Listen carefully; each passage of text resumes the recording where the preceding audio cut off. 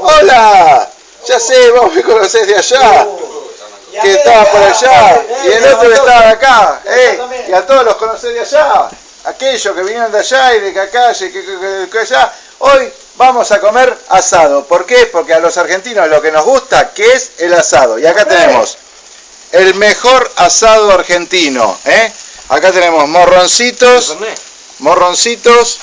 y el fernet.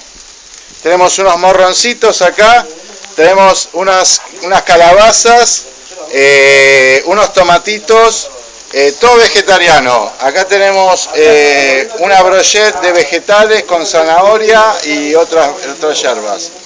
Seguime, Chango, seguime para acá, Chango. Acá estamos preparando un fernechute.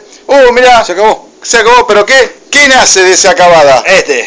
No, pero aparte, ¿qué nace de esa acabada? No sé. Un vaso, pelotudo. No sé. Acá estamos con el mono. Saludos a la cámara. Hola.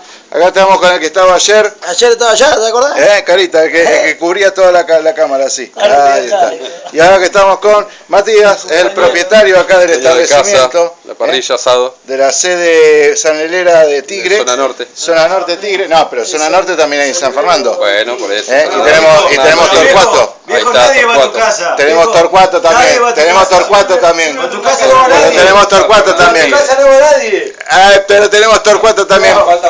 Nos falta Pacheco que nunca se prende. Y también tenemos la de Jorge que la ofrecí y nunca fuimos. Jorge, nunca fuimos a tu casa, Jorge, y no sé si no vamos a ir algún día. Y la casa de Pacho también, Pacho habilita la casa. Habilita la casa. Pacheco lo tiene, Pacheco Benavides, está Pacho, nunca nos invitó, Pacho, deja de vender golosina en el kiosco de Carrefour y de robarte las galletitas. Se roba las galletitas. Dijo que se robó la carne picada el otro día. En el depósito se va y se come la galletita. Te comés la galletita, Pacho. Si no se la come, ganar el paquete. Más o menos, Si no está 10 minutos de comérsela. Acá hemos descubierto que el señor, ¿qué le tiene miedo? A los pichichos. A los pichichos. Entonces le vamos a mostrar un pichicho como la gente. Un salchicha. Bueno, Atención al menor, atención al menor. Después la 12.